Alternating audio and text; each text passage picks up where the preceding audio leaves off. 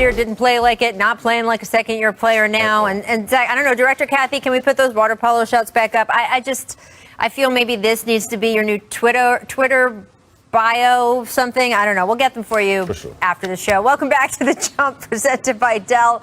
We have a huge game tonight right across the street here at Staples Center. After the Suns held serve in their Game 1 on Sunday, the Lakers took back home court in Game 2 behind 34 points from Anthony Davis. So, Vince, I want you to break down a little tape for here. What was something you noticed from the Lakers that changed you from Game 1 to Game 2 that they can continue tonight? Well, the thing that I noticed is how AD handled the double team, and he took his time. Typically, when you're doubling a superstar early in the game like they did, you want to take them out of rhythm in the beginning of the game so they don't have a flow late in the game. And I've had some experience with that playing against the Knicks in the playoffs. And you see here, on the catch, the double team, and they made me rush. They made me play faster than I want to, and I threw the ball out of bounds. And I'm like, T-Mac, at least try to catch it. And here, I'm rushing. I'm trying to beat the double team and get a shot up and just not in rhythm. And here I go up. I think I have a layup, triple team. I get my shot blocked. So there, Oakley is telling me, take your time. So I listen, and the next year, I get some help. And now we have Chris Childs. I'm under control. They put me at the top of the key, and I was able to work a little bit better and knock down some shots because I was now in rhythm because they couldn't double team me because of all the help. You see, they're in rhythm, the quick cross to the fadeaway. Now we're going to see the same thing with AD. Here's the double team. He's worried about in Game 1. He's worried about the defender and did not see the double team. So they started to speed him up and then throwing the ball all the way around. So there's the frustration. So now the adjustment in Game 2, put him at the top of the key, put him in action, put the ball in his hand. Now here's the key. He sets a great screen. The reason I'm saying this is how you want to get yourself going? Get you a little guy, mouse in the house, and then the mouse, he jumps on top of the screen. Big mistake, young fella. AD 6'10", and he sees a driving lane, and Bridges is thinking, yes, I have the help, but the help is too late. Once a star like that sees the ball going in, he can get rolling, and I think that's what got him going and got the Lakers going, i.e. LeBron James as well. He didn't shoot. I mean, he didn't get in the paint like we're going to talk about, but he didn't have to because AD demanded the ball in the paint, which got all of the defenders in the paint. And, I mean, shoot the ball, LeBron. He's been shooting the ball well, and that's what was happening. And look, this is how it's supposed to work, right? Anthony Davis is the younger star. So as LeBron ages and perhaps is hurt a little more often just because he has a human body, and that's how it works, Anthony Davis is supposed to be picking up and he played in 9 or 10 finals in a row. Bulk of things. Zach, how has that sort of relationship worked, especially because LeBron has really cut down taking shots in the interior. Only 3 of 16 shots were in the lane in Game 2. What do you think of that approach offensively? Is it injury related, and are you concerned at all? I would assume it is injury related, and we saw a little bit more of LeBron getting into the post and playing a little bit of bully ball in Game 2, which makes me think he's saving that kind of stuff for when he really needs it, for when their backs are against the wall. We've seen that from him before, but Warriors game, Game 1, Game 2, his post-up game hasn't been there, his lift hasn't been there, and he just makes it work anyway because he's so good and he's such a basketball genius and he has a tag team partner on AD's level. But we're talking about a team that doesn't just want to squeak out a first-round win. We're talking about the defending champions that want to win 4 playoff series. And to get through 4 playoff series, even though 3 of them are in a Western Conference that now looks more wide open than ever before, they're going to need a little bit more of the bully ball, inside-out passing, rampaging to the rim LeBron than we've seen so far in the playoffs. And look, he hasn't shown it so far, but his history suggests it's going to be there when they need it. We'll see. No, it's going to be interesting in Game 3 tonight. We will keep an eye on all of that. You know, I asked Frank Vogel before Game 1, are you seeing LeBron making those micro decisions in game that we saw, say, Kawhi Leonard making in 2019 in that run for them? And he said, indeed, we are, and we will see more of that as the series goes on. Coming up, Hops. Y'all need to take that down. I don't know how to act. No, we do not. And fellow Tar Heel and 2004 NBA champ Rasheed Wallace, can you still get up like that? Do you still have those hops, Sheed? Yes. Just more fingertip now. More fingertip. And the host of the Low Post podcast, Zach Lowe. I know your dunking days are just all in the future, Zach. You just haven't even gotten a chance yet to show people what you have in that bag. You throw me a Nerf hoop on a door, I'm doing windmill jams, Dominique Wilkins, bring it back up between the legs, the whole thing. We might need to see that later in the absolutely. show. We are also going to get into Vincent Sheed's college days. First, though, one of the coolest things about the past week of playoff games has been the return of real, honest-to-goodness crowds in the stands. It has meant a tremendous amount to the players who said the juice in some of these buildings has been off the charts. And it's meant a tremendous amount to so many fans themselves who are finally getting to feel normal again, to have a place to go, to yell and scream and just be with other people.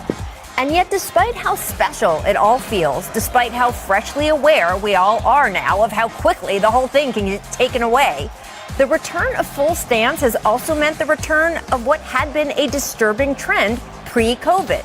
Fans verbally and even physically assaulting the players they're supposedly there to watch. Back in 2019, the season before the whole world fell apart, The Athletic reported that the NBA had banned 5 times as many fans from arenas as it had the season before. And now that the world is slowly putting itself back together, here we are again. There were 3 NBA games last night, and 2 of them had fan incidents in New York. Not only did the crowd shower Trae Young with expletives from the moment he stepped on the court for warm-ups, these leaflets were also handed out around the building instructing fans to make fun of Young's hair. Then in the fourth quarter, a fan actually spits on Young, which Young reacted to later on Twitter, calling the incident crazy. Meanwhile, over in Philadelphia, you had Russell Westbrook leaving the court due to an injury. And instead of, God forbid, showing any compassion, a man in the crowd dumped a box of popcorn on his head. Westbrook had to be restrained from going after him by numerous security and team personnel types. And while the fan was identified and ejected from the game, Russ was adamant afterward that more needed to be done. To be honest, man, it's not a hand, especially for me. Just the amount of disrespect, the amount of just fans just doing whatever they want to do. It's not a problem, but there's certain things that cross the line. And any other setting, I know for a fact that fans, they want to come up. The guy went on the street and pour popcorn on my head. Because you know what happened. The guy want to come up to me, talking about my kids, family on the street, because the response will be different. So to get food thrown on top of me, it's just been, to me, it happens to me a lot of times, and obviously I've learned to kind of look the other way, but to a certain extent, you can't just keep looking the other way. There has to be some penalties or something to put in place where fans can't just come to the games and do and say as they please.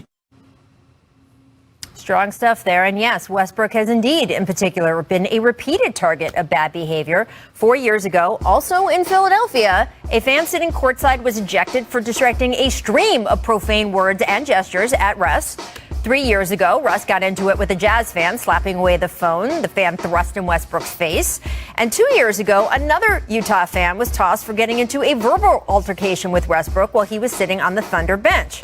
Still, this is hardly just about Russ. We have heard from dozens of players that they have faced a sharp uptick in fans believing that buying a ticket gives them the right to do and say anything toward the players they are supposedly there to see. The problem has gotten bad enough that this morning the NBA released a statement noting how respect for the game is, quote, critical, and said that an enhanced fan code of conduct will be vigorously enforced in order to ensure a safe and respectful environment for all involved.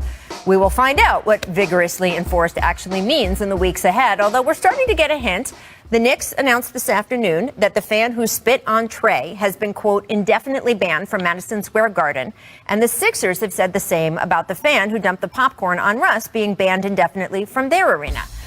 Will the threat of that be enough to make other fans behave better?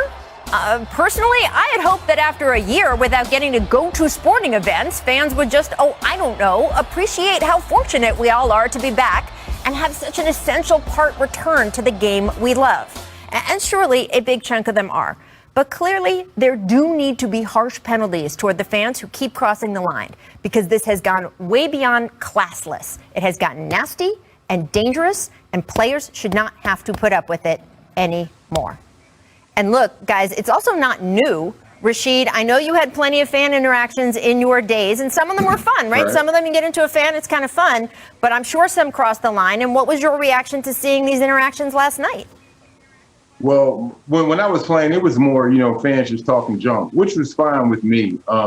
Long as you were talking about me, keep it with me. Don't talk about, at the time I was married, don't talk about my wife, my kids, my mom, or, nothing personal like that. I could do you talking junk about me. But, I mean, for these fans who are disrespecting these players, the guy who disrespected Russ pouring popcorn, the other gentleman spitting on Trey, what if we come to y'all jobs? What if we come to y'all jobs and heckle y'all? What if we come to y'all and spit on y'all, pour drinks on y'all as y'all going back and forth to the fax machine or to the bathroom? Y'all wouldn't like that then. This is our job. So we understand that each fan is very passionate about their team. But, you got to don't cross the line, keep it, as they say, a good, safe family environment. Because what if Trae Young would have went on into the stands, hauled off, and, socked the guy in the face? Now, Trae Young's the bad guy. He's getting sued, blah, blah, blah. So, yeah, they definitely need to get a grip on that now.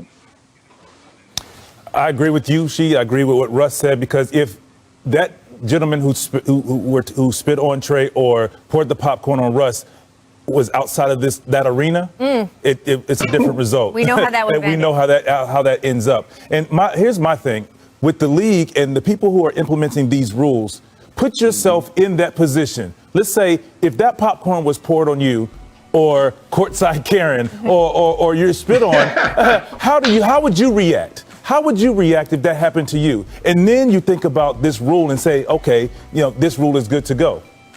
Yeah, absolutely. And Zach, I wanted to know from a league perspective, we saw what the Knicks did, we saw what the Sixers did. What more do you think the league can do than just say, hey, if you get into it with a player in an unsafe way, not just this game you're getting thrown out, but you will never, ever be able to come back. Is there more you think the league can do, or that's really the answer? Yeah, I don't know what else really they can do. I mean, never ever is a pretty harsh standard, and I think that you have to do something pretty bad to get never ever. But look, this isn't really that hard. You would think that a year of living in a plague would make people a little more empathetic and nicer and more sympathetic to each other and not meaner and nastier in real life on social media and all that. But this isn't that hard. We all know where the line is. You all know where the line is in your day-to-day interactions. What's funny, what's clever, and what's verbally over the line. And what's definitely over the line is anything that you have that can move from you to the court or to a player, whether it's an object or saliva or whatever. Yeah, just don't do that. That's over it's really not that hard. Just don't do that.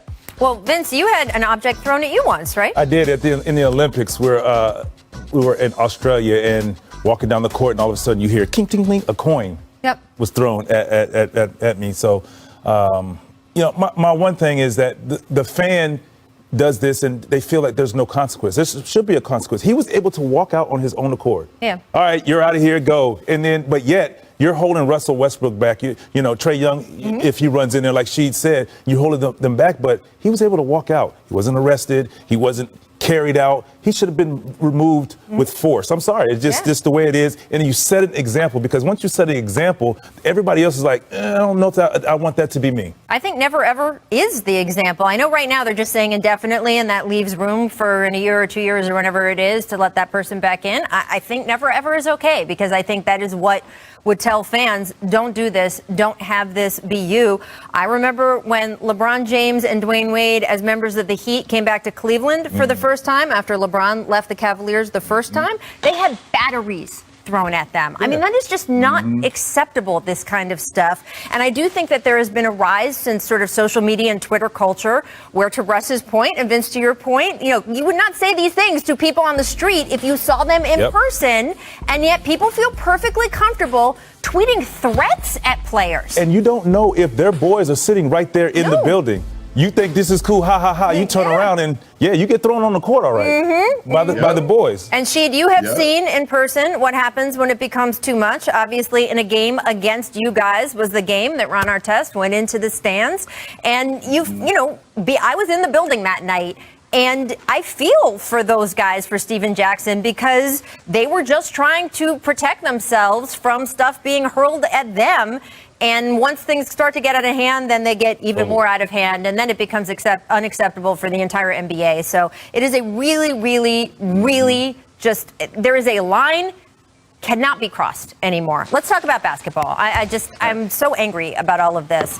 Much more cheerfully, some great hoop at Madison Square Garden last night. The Knicks were on the ropes at halftime, down 13, but Tibbs started Derrick Rose and Taj Gibson in the second half and did not look back. Rose ended up with 26 points in 39 minutes. The Knicks allowed a raucous MSG crowd to celebrate that series-tying win. Rose was appreciative of the moment post-game. I've been dreaming about this moment for a long time. In the past, people said I couldn't play the minutes. They was worried about it, but I knew all along how much hard work I put into it. Like I said, in practice, I'd be on my feet for 2 hours. So you tell me I can't play like 30 minutes in a game with the way that I changed, the way that I played. So I'm happy with my endurance. I'm happy that we got the win tonight too. Took a lot out of it. So awesome to see. And Vince, you are someone who aged very well in this league. Yes. Can Rose maintain a near 40-minute workload as the series continues? Well, the good thing about it for D Rose in the playoffs is that you get time in between. Yeah. And he's going to take care of his body. He's proven that, and he's learned ways to take care of himself. And they need him to be in the starting lineup to get a fast start, particularly now going on the road. Both teams are evenly matched, and you can see implementing him into the second half starting unit open the game up for Julius Randle. Yep. Julius Randle was now able to get his game going, knock down big threes, make plays, and they win the game when they were down 15. So he can rest later, and I think he understands that. My inclination, even though what Vince said about 2 days off between games, always a day off between games in the playoffs, my first inclination was I don't believe that all these sports scientists and all these people have been wrong about Derrick Rose and the danger of him playing so many minutes. But to hear Derrick speak on it like that after the game and say, hey, I know my endurance, I know my body, it gives me some confidence that maybe he's got more of these games in him than we think. I mean, it's his body. I think I should trust him more than anyone else. That said, it's going to be interesting to monitor. And if they do start him over Elfrid Payton, the very important question for the Knicks is, what happens when Derrick Rose is on the bench, assuming Payton's out of the rotation? Can Quickly and Burks and maybe a more dose of Julius Randle in those minutes, is that enough offensive creativity? Last night it was, and I think that was the right move for Tibbs. And I definitely have to cheer for my man D Rose. He's an NBA veteran. Yeah. I'm cheering for all veterans. And again, to piggyback off of what Vince said, he knows how to take care of his body. He hasn't been around this long, being foolish and not doing the things that he's supposed to do to take care of his money maker, which is his body. So for sure, tip my hat to D Rose in the game you had last night, good brother. It definitely uplifted the team, and for the good Knicks fans, yes. They were crazy. It was so loud in there, and I see Spike was over on the sideline dancing and everything. So it was good to see basketball back to basketball again, and everyone into it and cheering for those guys. So definitely they deserve that win last night, and it's going to be a good series. As you mentioned, it's 1-1 now and heading back down there to Atlanta. So we'll see how the Hawks will bounce back. I mean, there was a point in the coronavirus pandemic where we didn't know when or how we would ever get that slice of normalcy back. And to see Madison Square Garden cooking just felt like everything had come home. The thing about Derrick Rose to remember, guys, I know he's had all these injuries over the years. He's only 32 years old. Sheed, as you were aging in this game, I asked Vince earlier, but for you, was there anything that you had to reduce in the couple years before you retired and you had to change the way that you played? Oh, it's definitely first and foremost is your diet. As you get older, when you're younger and you're playing all those minutes, you can eat and drink whatever. You know what I'm saying? Because you're going to run it off in practice. Yep. But as you get older and become that veteran, you change your diet up and you start to do a whole lot more things with your body, more stretching and taking care of it, more massages, because, again, that's your money maker. So long as you do that stretch and take care of your body, you're good. And God forbid, avoid any injuries. That is absolutely the case. Yep. We're going to get to that whole Chiefs ensemble that you've got on a little bit later, and you're missing more than a month because of that right ankle sprain. Donovan Mitchell looked like himself last night. Such a great sight to see, dropping a team-high 25 points in 26 minutes. Here he is after the game talking about how he felt. Take a listen. I feel good. I've put myself in, kind of treacherous situations to come back and be ready for, playoff intensity, and, felt better than I anticipated. And, just as a whole, I think the biggest thing as a team, we just did a lot of good things tonight. I think Mike had 15 assists tonight, 20 and 15. Rudy had 21 and 13. We did a lot of really good things. So it made my job, easier. I didn't have to come in and just do everything. I was able to just kind of find my spots and attack and just and kind of just do what I do. And my teammates made it really easy for me. All right, Zach, if you had to assign a grade for Donnie Mitch in his return after missing the previous 17 games, what would it be? There's only one answer to this question. A+, and if you want to put an extra plus on it, put an extra plus on it. He moved well. He shot pretty well from three. He got to the rim. He looked athletic. He defended pretty well. What's not to like about this? The guy was out for a while, a long time actually. There was a little kerfuffle about whether he should have played game one and whether he wanted to play game one. Everything was absolutely perfect for game two. He looked great. You couldn't ask for anything else. Well, it was definitely a great game that he played last night. And as you see, the injury is not there. And he went out full-fledged because as that player, when you're coming back from being injured, you don't want to go too hard, but you get caught up in the excitement and the rush of the game. So, he definitely paced himself pretty well. And you seen in times of the game on fast breaks, he definitely used that, speed burst, but it wasn't the full, speed that we've seen to Donovan, but damn, it was still great to me. I mean, missing 40 games, he gets an A+, plus what he's done. Games, 40 days, Right. 40 days, 17 games, Yep. and then come back and play like that, you get an A++, Donovan Mitchell, first and foremost. But he was prepared for it, and he had every right to be upset because, like he said, I prepared for it. And he did one thing right here. You see this video. This is a dead ball. He got a shot up anyway, and he got to see the ball go in. Yeah. And then that was his actual Early. first shot. Yep. And you know this, when you're going that long, you're excited, your adrenaline rush. Like his first game back is the playoff game, game two, which they needed him to play. And that first shot can be, you can hit the flag on the backboard, you can hit Jerry West, it could be an air ball, it could be something. But he got a shot up to see it go in, to get that scope right. So when he got that first shot, he knocked it down and he took off from there. Sheed, you got a pick for the rest of this series? Memphis, Utah, what do you think? I don't know. I mean, with the return of Donovan, the way it looked, I don't know. They might ride that wave because he's playing phenomenal, but I can't count out the young fella. Ja is playing, has always been playing good ball to me since he came into the league. But I think that's one of the better series that we're seeing now, especially on that West Coast. Really, really fun. 47 from Ja last night, and you don't expect this from a 1 versus 8, but we are getting it. And Donovan will have a couple days to rest that ankle now. They don't play again until Saturday. All right, Sheed, thank you so much for being here. We got to get you on with Perk next time.